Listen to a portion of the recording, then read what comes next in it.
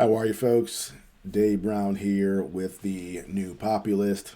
Thank you again for joining me. Now, recently I had put out a video where I said that a negotiated settlement between Russia and Ukraine would be very, very difficult to come by. And I gave several reasons. The fact that both sides have sacrificed so much in terms of treasure and blood. The fact that there have been so many nasty comments from the EU about Putin. And when you have a history of calling somebody a war criminal, to have those two sides come together and talk is very difficult. And I also pointed out that when you have superpowers, the United States and Russia, engage in a proxy war, if you look back through history, those wars almost never end through some sort of negotiated settlement where both sides are happy and you have a lasting peace. What normally happens is the war just changes form and continues onward. Sometimes it's hot, sometimes it's cold, but it never truly ends. So with this Russia-Ukraine war, I have been very skeptical that a negotiated peace could be arrived at. But with that in mind, we have this phone call between Putin and Trump. And Trump describes it on Truth Social.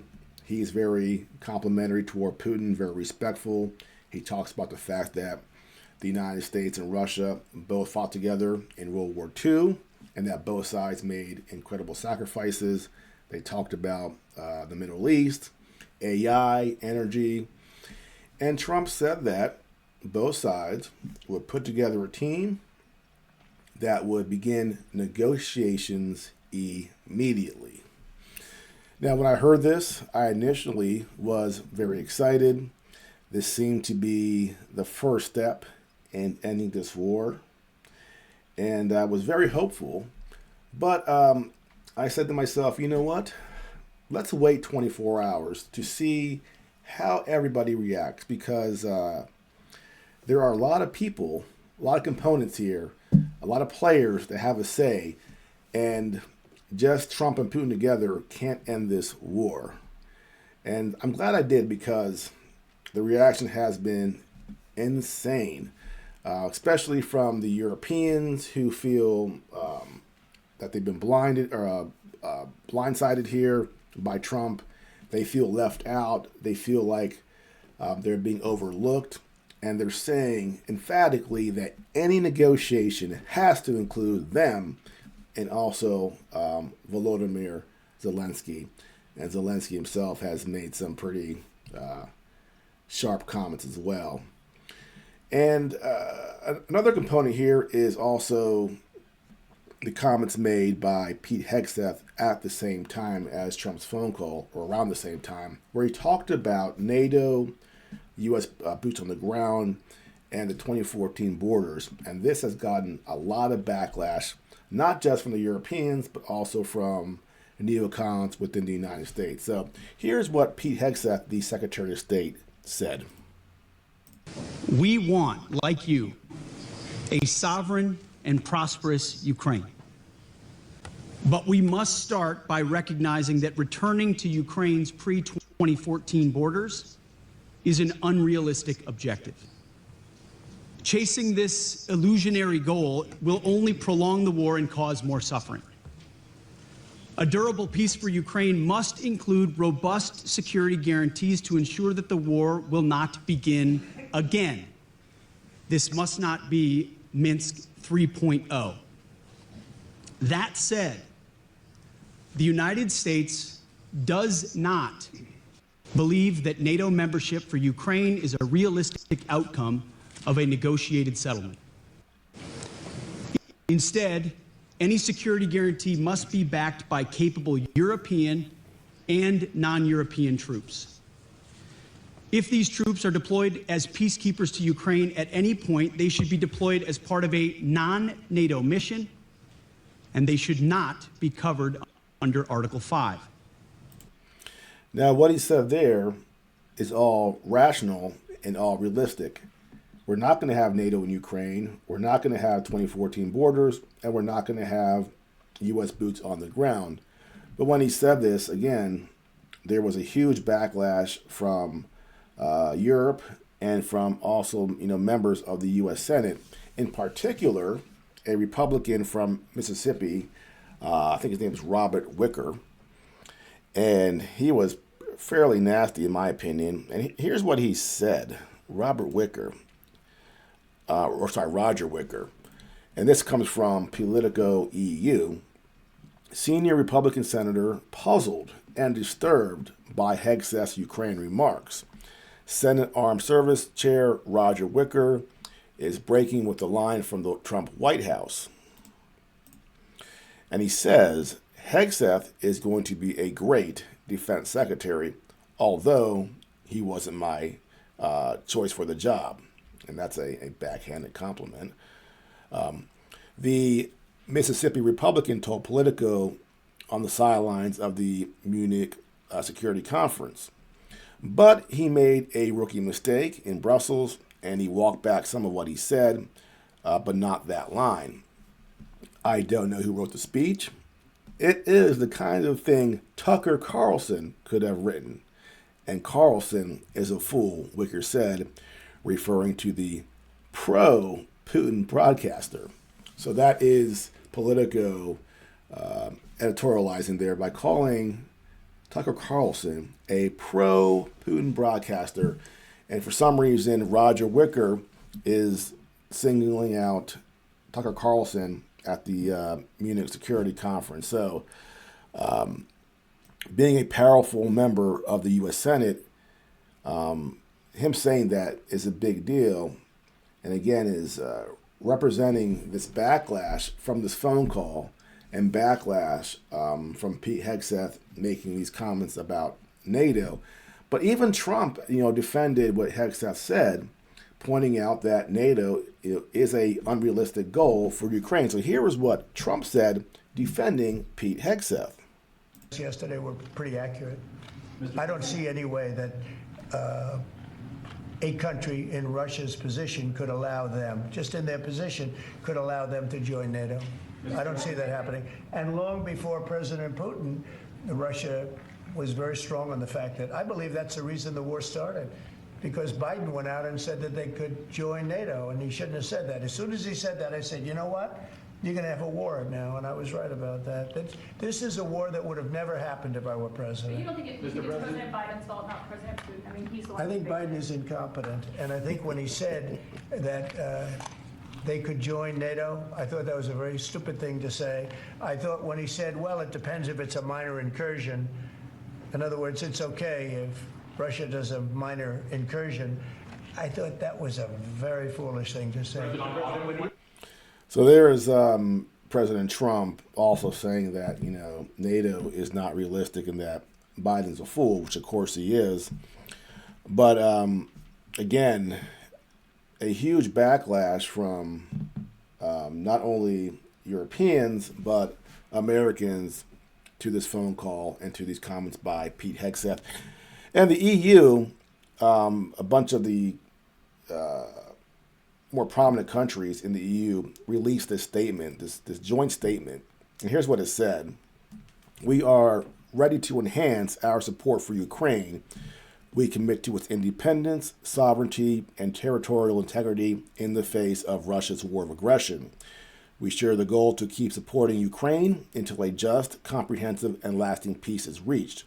A peace that guarantees the interest of Ukraine and our own. We are looking forward to discussing the way ahead together with our American allies. Our shared objective should be to put Ukraine in a position of strength. Ukraine and Europe must be part of any negotiations. Ukraine should be provided with strong security guarantees. A just and lasting peace in Ukraine is a necessary condition for a strong transatlantic security. We recall that the security of the European continent is our common responsibility. We are therefore working together to strengthen our collective defense capabilities. So the Europeans are saying any negotiation has to include them. And there have been individual comments from certain defense ministers in Europe saying the exact same thing, that how dare Putin and Trump begin these negotiations without us. So they feel left out. And of course, Zelensky himself also feels left out, and he's out there chirping. And about Zelensky, I try to be compassionate toward him because his country is in a state of war. But he constantly does things that make me not like him. And I don't find him trustworthy. I think he's a liar. He's a schemer. And he's very, very corrupt. And after this phone call, there were some commentators saying that Zelensky would try to do something to sabotage negotiations, because he has in the past, where he responds to something that Trump says or Biden says by introducing impossible conditions that don't serve to facilitate any negotiation, but to sabotage them. So we had the phone call, and then 24 hours later, we have this. According to the New York Times, Russian drone damages radiation shield at Chernobyl, Ukraine, says. President Volodymyr Zelensky of Ukraine called the damage significant, but said there were no signs of radiation leaks. A Kremlin spokesman denied that Russia had carried out the strike. So how very convenient that when negotiations seem to be happening, Russia, for some unknown reason, would decide to launch a drone at Chernobyl and blow up their outside cover. If you believe Russia did that, you are a fool. This has Ukraine false flag written all over it. The timing is absolutely incredible. It's not a coincidence. And there is just zero reason for Russia to want to do this, and every reason for Ukraine to want to. So I 100% believe that this is a false flag by Ukraine. And again, every time things move in a positive direction, something like this seems to happen. Russia's blamed, and the Western media runs with it uncritically and just regurgitates whatever Ukraine says. So a very predictable false flag operation, in my opinion, being run by Zelensky in his attempts to sabotage negotiations. So this brings us to, several different questions. And one is, the longer these negotiations go on, the more opportunity there is for someone like Zelensky to sabotage them. So they have to go quickly. And but that right now doesn't seem as likely because of what the EU and the neocons in the United States are saying. So will the two sides, Russia and the United States, start negotiations without the Europeans and without Zelensky, or will they capitulate and say, okay, we have to work out a way where all people are at the table?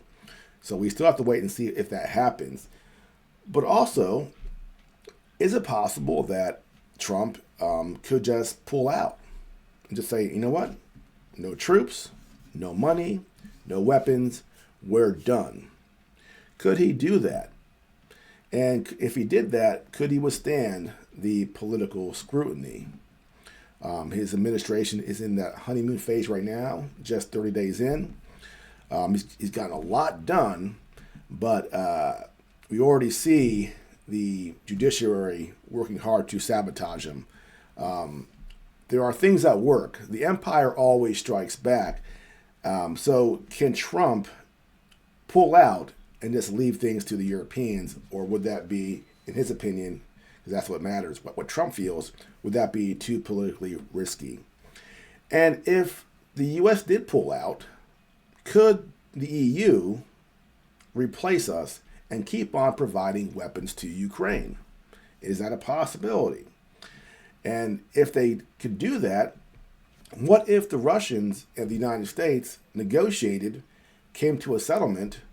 Is that possible if Zelensky and Ukraine and the European Union don't go along with it? So maybe we reach a deal with Russia, But the EU says, we don't recognize it.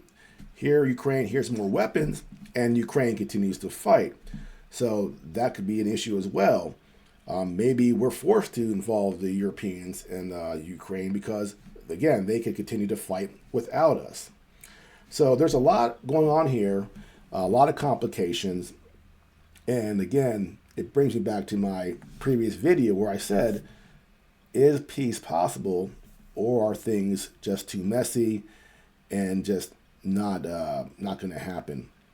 And everything that's happened the last several hours, last 24 hours, has reaffirmed my thoughts on that, which is unfortunate because, after that phone call was released, or the synopsis by Trump on Truth Social, I was very hopeful. But again, I waited because I'm like, it's too easy. Something else is going to happen, and something else did happen. So, unfortunately, this is going to be a rough road. Hopefully, Trump can navigate it. Hopefully, we find a peace deal.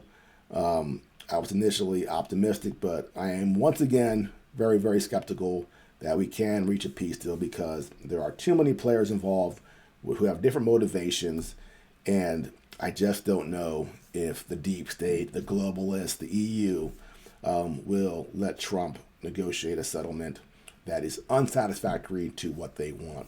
I am very, very skeptical. Well, that is it for now. If you are new to my channel, please like and subscribe, and I will see you next time.